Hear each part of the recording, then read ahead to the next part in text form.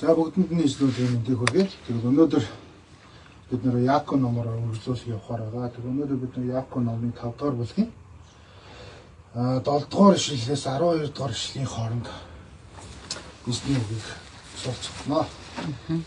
За тэгээд за юуны томд ихлэд уншчих. Библийн хэсгээ.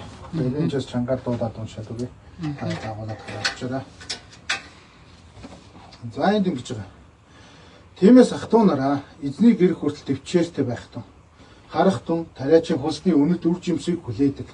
Ингэхдээ тэр эрт ба оройтсон борог ортол дэсвэртэй хүлээдэг гэж. Та нар ч бас төвчээртэй бай. Эзний ирэх ойрцсон тул зүрхээ чангал. Ах トゥ нараа та нар өөрсдөө шүүгчихгүй тул би биенийхээ эсрэг бүх гомдол харагтан шүүгч үүдэн дээр зогсож байна.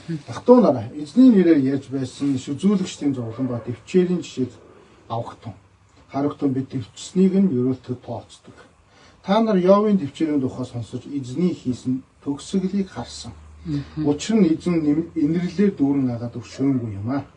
Харин юуны юм ах トゥ нар минь та нар тэнгэрээрч газраарч өөр ямар ч андгаагаар бүү хангадал. Харин ч та нарын заан за үгүй нүгүү байр. Ингэснээрээ та нар шүүлт дор унахгүй юм аа гэсэн байна. За хэдүүлээ нөгөө Яаков номоор одоо явсараа 5 дахь бүлгийн дунд одоо ахаад нэг дэд сэдвийн хүрээ суралцаад тэгээд Яаков номоо ерөөхдөө ингэ дуусчих. Тэгээ өнөөдрийн номлын гол сэдв буюу нэр нь болохоор зүрхээ чангал гэдэг ийм нэртэй. Тэгээ яагаад зүрхээ чангал гэдэг энэ үгийг авсан байг бол гарч байгаа 8 дугаар эшлэлээр гарч байгаа тийм. Эзний ирэх ойрцсон тул зүрхээ чангал гэж. Өөрөөр хэлэх юм бол бидний төсвөр төвчээртэй байх гэдэг үүднээс ямар нэгэн зовлон зүдгүүр дунд магадгүй итгэлийн сорилт төвчээр дунд төвчээртэй байх гэдэг энэ зүйлийг бидэнд Яаков ерөнхийдөө маш олон байдлаар өнцгөөсөн сануулахыг хүссэн гэдгийг бид бүгдээрээ Яаковын өнгөрсөн бүлгүүдийг санах юм бол тэр дотор англи дотор өнөхөд явж байна. Тэгэхээр юу төвчээртэй хүлээх вэ? Яаж хүлээх вэ гэдэг дээр нэг юм хоёр гоё асуултын хүрээнд хэдүүлээ энэ эсхийг судлаа гэж бодож байгаа. Бид нэр юу хэрэг айгүй их төвчээртэйгээр хүлээдэг вэ? За жишээлбэл харах юм бол манай хүүхдүүдийн жишээг харах юм бол төрсөн өдрөө хүлээдэг те төрсөн өдрийн баян болоход төвчээртэйгээр хүлээж явах жишээтэй. Өөр юу гэдгийг залуу осууд одоо гэр бүл болохыг хором ихийг төвчээртэйгээр хүлээж идэг. Тэгээ залуу осууд үр хөвгтэй болоод үнэрлэхийг төвчээртэйгээр хүлээж идэг гэдэг ч юм уу те.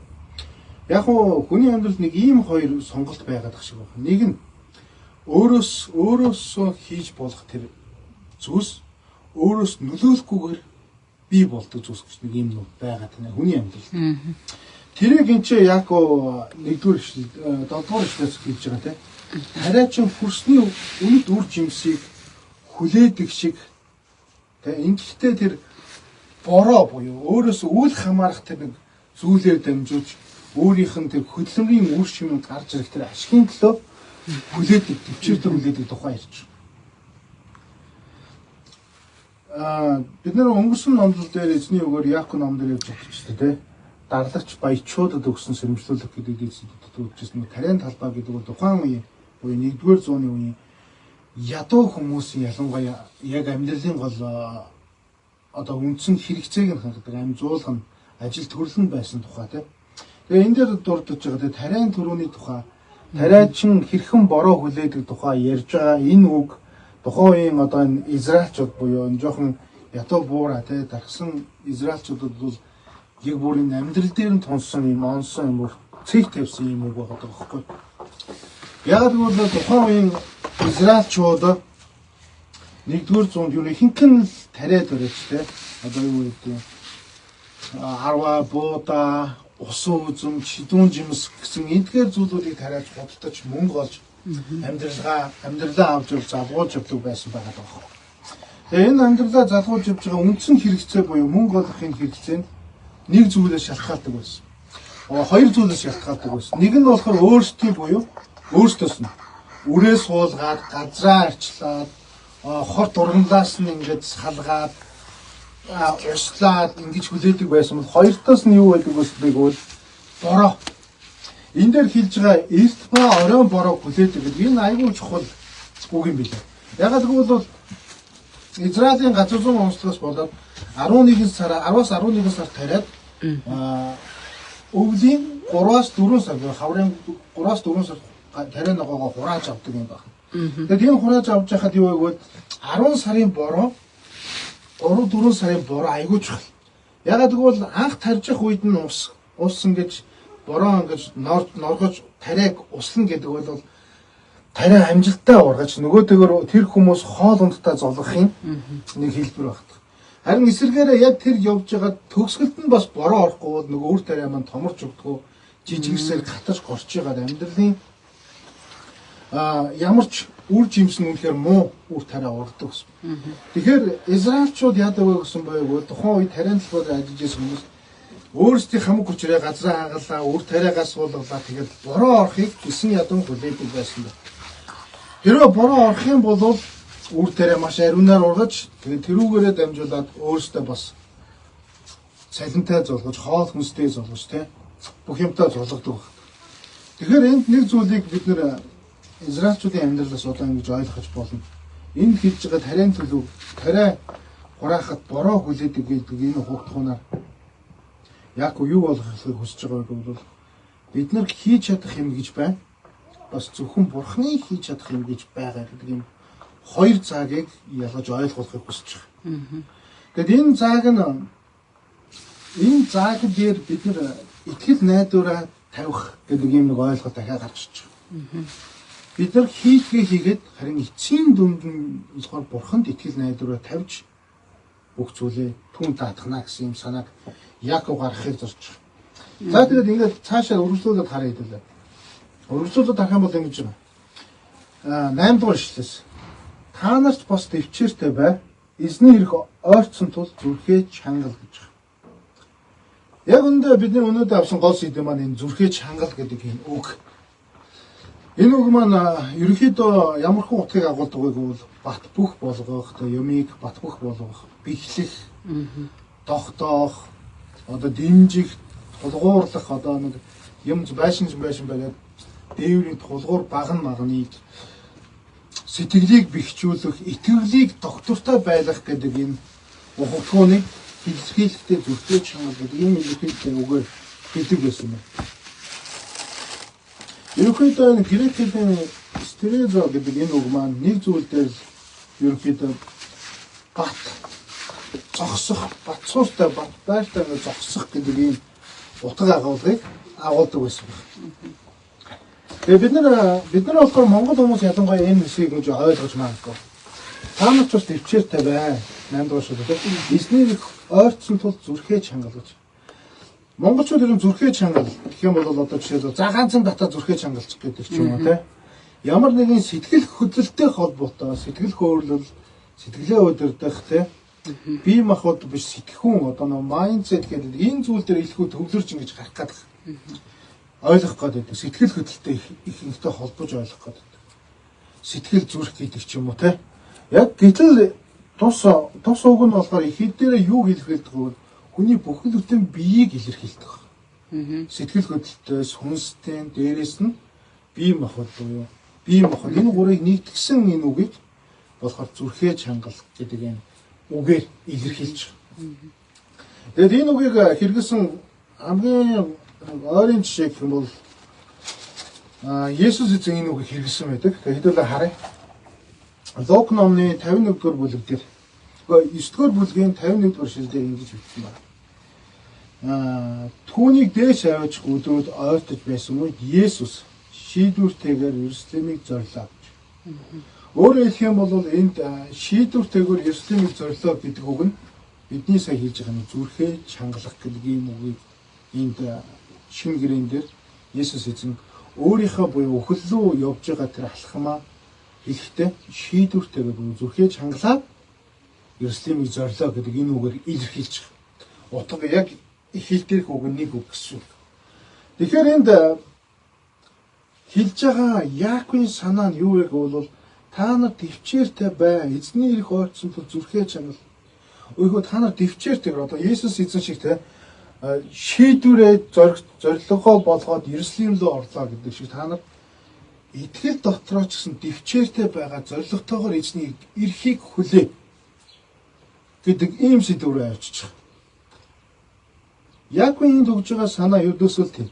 Мэдээж яг ном тэр чигээрээ магадгүй ядуу буураа тархсан еврейчүүдэд зориулж бичиж байгаа. Өөрөөр хэлэх юм бол амьдралын нөхцөл байдал хэцүү тийм.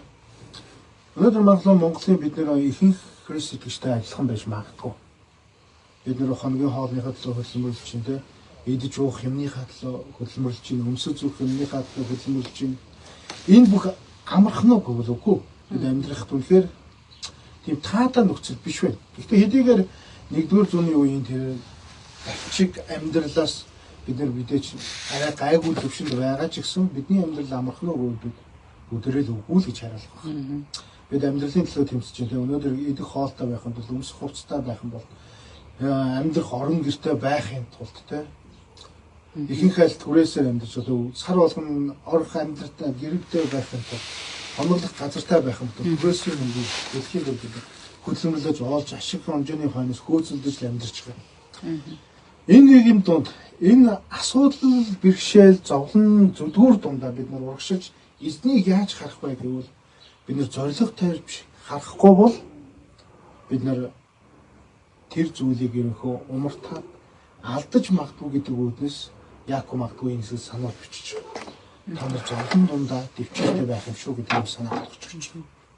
Тэгээ энэ санаагаа тэр хэлэхдээ зүрхээ чангал гэдэг үгээр бидний бүр тодорхой шилж байгаа. Энэ нь юу гэвэл Есүс эзэн шийдвэрийг гаргаад Иерусалим руу буюу өхөл рүүгээ зорсон гэдэг энэ үгтэй дүүцэн тэр үгээр орлуулж биднүүд ойлгуулж байгаа нь юу вэ гэвэл бидний эзэн ирэх гэдэг маань биднийг нэг талаараа эзэн ирэх ойрцсон гэдэг нь бидний магадгүй тэгээ амьдрч буй хоногийн тоом нь ойрцсон байж болно. Нөгөө талаараа бодтоор эзэн ирэх тухайд сануулж иж болно. Энэ хоёр салаа утгыг аль нэгийг нь хүлээж авах нь та өөрөө шийдэх хэрэгтэй. Гэхдээ энэ нэг зүйл дотор нь явж байгаа бол тэр тунд зүрхээ чангалж явах тухай ярьж байгаа. Эм амьдралын өдрүүд зовлон бэрхшээлтэй асуудал дундаа бид урагшаа зүрхээ чангалж явах тухай. Мэдээж энэ цаашаа харах юм бол өрдөөс энэ агуулга дотор л явагдаж байгаа маш энгийн зай. Хэрвээ харах юм бол 7 дугаар ишлэл дээр очиод тариа чинь яадаг гэсэн. Бороо орохыг хүлээж ингэж зүрхээ чангалдаг тийм. Зоригтойгоор хэдийгээр тэр ингээл 5-6 сарын турш тасралтгүй ажилласан ажилт нь бороо орохгүй түүний ажил ямар ч үр ашиггүй болох гэдэг байна. Тэгээд 8 дугаар ишлэн дээр эзэн ойрцсон.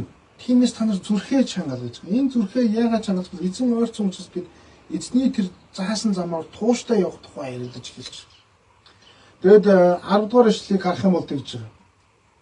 Ах トゥ нараа эзний нэрээр ярьж байсан иш үзүүлэгч нар тий шиг төвчээртэйгээр жишээг авахтун гэж байна. Иш үзүүлэгч зовлон жаргалыг туулж байхдаа бас л яг энэ Есүс шиг тий тэр зүйлдээ итгэл үнэмшилтэйгээр шийдвэр гаргах зорилгын төлөө явж байгаа. Энэ амьдралыг явж байгаа. Бүхэл иш үзүүлэгчид асуудал донд гарч ирэл сайхан жаргалтай байгаа израильчуудад хандаж хэлэхдээ та нар дээр зовлон ирэх болно. Та нар эзнээс холдсон тул ийм уу гашуу хүртнэ гэж хэлэхэд эргэн тойрныхаа бүхэл израильчууд инээгээд хүлээж авч байсан. Харин Бурханы өгсөн тэр үйлчлэлийн дагуу зоригтойгоор урагшилсан тэр иш үзүүлэгчний жишээг та нараас хараарай гэж. Тэгээд цаашаа харах юм бол Йовын жишээг хэлж өгч байгаа тийм. Йов бол ердөөсөө амьдралынхаа турш Йов номын турш зовлон зүдгүүр донд байж байгаад эцэст нь л аз жаргал буюу буцаад эд хөрөнгөтэй эрүүл мэндээ буцааж авч байгаа. Гэр бүлээ буцааж авч байгаа тийм жишээ гарч байгаа. Тэгэхээр Йов шиг бас юм чиг шударга те одоо юу гэдэг юм Есүс эзэн шиг бас зүрхээ чангалал буюу энэ зүйлийг би хийнэ гэд хэрэгжүүлэхийн төлөө урагшаа зорж байгаа тэр зүйлийн тухай харагдаж байна. Тэгээ энэ бүгдээс эцэст бид нар юуг яг ном дээрс дүгнээд ойлгочих ёстой байх юм. Хэдийгээр бидний бид амьдралдаа нөлөөлж чадахгүй зүйл үү те бид бол яг өөрийгөө хүссэн хэмжээгээр 10 насаар залуу болгож чадахгүй те. Эсвэл хүссэн хэмжээгээр бид шууд огцсон эд баялагтай болох ч юм уу. Иймэрхүү боломж байхгүй. Гэхдээ бид нар хийж чадах юм байгаа юу гэвэл тийм гэдэг хариултыг яг ном өгч. Бид зорилгоо тавиад урагшилж чадахгүй гэвэл тийм. Тэр дунд чинь зовлон бэрхшээл асуудлууд гарч ирэх юм бол харин тэр асуудлууд дундаа ч гэсэн энэ зорилгыг алдахгүй урагшлах боломжтой гэдгийг л Яаков энэ хэсэгтээ бидэнд бас сануулахыг хүсэж байна. Тэрнээс бол бид нар Есүс Христосны түрүүн Лук номын 9-р бүлгийн 51-р бүлэг дээр харах юм бол шийдвэртэйгээр Иерусалим руу зорилоо гэдэг энэ үг маань юу илэрхийлж байгааг бол Есүс эзэн тэнчэнээс шийдвэртэйгээр Иерусалим орно гэдэг нь өөрийгөө загалмайд цовдлуулах тэр үйлслүү зоригтойгоор алхаж байгаа тухай ярьж байна. Бид нар итгэлийнхаа төлөө шийдвэртэйгээр зоригтой алхахад бидэнд юу саад болж байгаа вэ гэдгийг бид нар Яаков номон дээрээс харах юм бол бидний амьдралд юу саад болдог вэ? Зовлон зүтгүүр юм байна. Биднэрт мөнгөний гачигдал юм. Бид нэр одоо амьдрах асуудлууд бол бидний итгэлээр ингээд тууштай явхад саад болох юм байна гэдгийг Яаков ном хэлж өгч. Харин энэ бүгдийн дундор та нар зүрхээ чангалах ёстой буюу тэр Есүсийн хэрэгэлсэн тэр те шийдвэртэйгээр Иерусалим руу урах зорьсон тэр гэдэг энэ санаа нь өөрөө Яаков энэ санааг аваад юу гэж байгааг бол зовлон зүдгэр дундуураа ч гэсэн Есүс шиг урагшаа зорилгынхаа хувьд яваарай гэдэг юм санааг өгч. Тэгээ энэ санаагаа юугаар биднэрт найдварыг өгж байгааг бол эзэн ирэх ойрцсон шүү гэдэг юм найдвартай гаргаж байна. Тиймээс та нар хүлээлт чинь бол итгэл найдвартай учраас баталгаатай учраас та нар урагшлахтаа яг Есүс шиг зовлон зүдгэр намайг юу өгдөж байгааг мэдсэн ч гэсэн итгэлийн замаараа тууштай урагшлаарай. Энэ зовлонт амьдрал дундаа, магадгүй асуудалтай амьдрал дундаа, магадгүй бэрхшээл зовлон дундаа урагшлаарай гэдэг тухай ярьж байна. Бид нар өөрийнхөө мэдрэмж ба хүсэл зорилгоо дагах юм бол итгэлийн замаар явахгүйгээр өөр тийшээ савлж магадгүй өөр зоныг сонгох нь маш амархан байх. Тийм учраас Яаков санааж байгаа те итгэлийн замаар явахдаа зүрхээ чангалаарай гэж. Энэ зүрхээ чангалах гэдэг нь Есүс эзэн хэрэглэхдээ юу гэж хэлсэн бэ гэвэл ахаад нь сануулчих. Шийдвэртэйгээр Иерусалимд зорлоо гэж. Бид итгэлийн амьдралдаа шийдвэртэй байгаад энэ шийдвэр маань урагшлах амьдрал донд итгэлийн энэ алхамд амьдрал донд гарч иж байгаа саад бэрхшээлийг давах хүч маань зүрхээ чангалах гэдэг юм байна гэж. Мэдээж энэ зүрхээ яаж чангалах вэ гэдэг ийм асуулт гарч ирнэ. Мэдээж Есүс эзэн ингээд зүрхээ шийдвэртэйгээр Иерусалимыг зориод яалаа бэлхэн цэцэрлэгт очиод залбирсан гэдэг тийм. Яагаад залбирсан? Хүн учраас байхгүй тийм. Есүсийн хүн чанарын чаас болж чаддаг тийм. Эзэн минь боломжтой үеийн аяыг над дээрээс аваач гэж залбирсан гэдэг ухаан.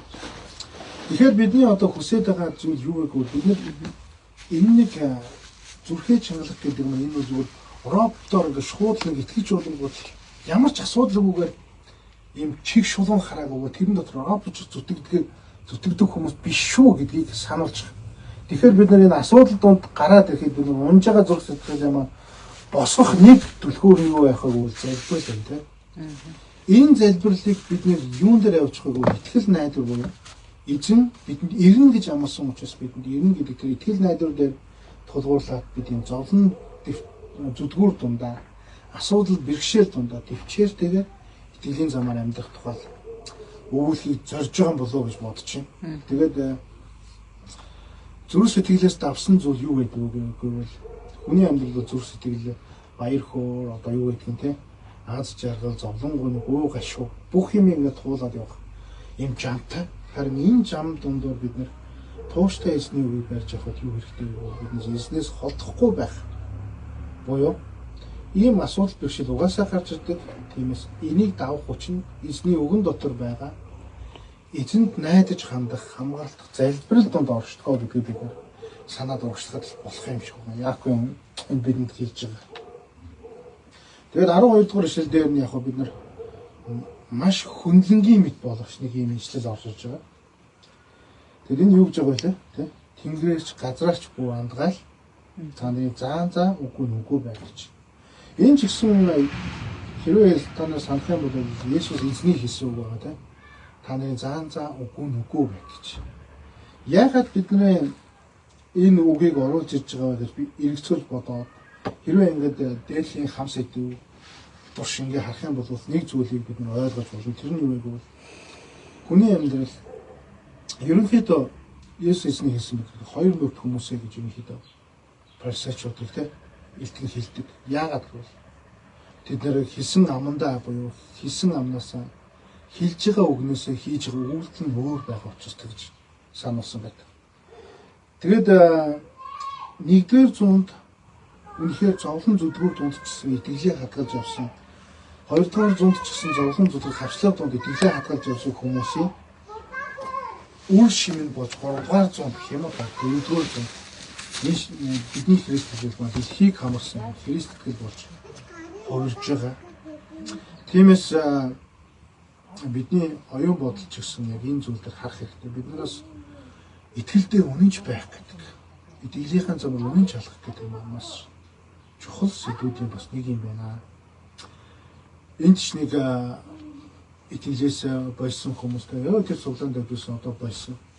Одоо цуглааны үнэхээр санкцч жонхны цуглаан мөн тоохож тийм юмуудыг сонсдог болж. Эсвэргээр бидний итгэл байх газар байж нэг итгэл түүний замыг дагаж итгэсэн бол заа гэж түүний дотор тухагласан бол энэ үгэндээ бас үнэнч байх юм. Яг нь хүсэж байгаа юм тийм. Энэ үеийг зовлон зүтгэл өмчсөн төвчээртэйгээ эзнийг дагаж зүрхээ чангалж тэ шийдвэртэйгээр эзний зам руу замаар зорилгоо болгож алхах хэрэгтэй юм болов уу гэж харж байгаа. Тэгээд хамтаа юм залбираад явах эзнийг өндөрлөё. Гайхамшигт эзэн минь танд баярлалаа. Тэгээд өнөөдөр Яаковын 5-р бүлгийн 7-оос 12 дугаар эшлэлээс эзэн та биднэрт өөрийгөө сануулахыг хүссэн учраас баярлалаа. Тэгээд энэ үгээр дамжуулан бид нэр таны дотор сургагдаж, чиглүүлэгдэж, урамшигдах болтугай. Тэгээд та биднээс үнэхээр бидний амьдралаар алдрыг авах болтугай юм гооч. Бид нар бас заримдаа эзэн бас таны дотор заа гэсэн андгаа үгүй болгодог бидний уучлаач юм гооч. Одоо харин урагшлах хүчийг өгөөч. Бидний дотор байж эзэн бидний зүрхийг чангалж өгөөч. Бид нар шийдвэртэйгээр таны замаар тууштай алхахад та бидэнд туслаарай. Таны үгийг сонссон бүх хүмүүсийн дээр таны хаашлал, таны нэгүсэл дүүрнээс дүүрэн байх болтугай. Иесус Христосийн нэрээр гонжуулж байна. Амен. Амен.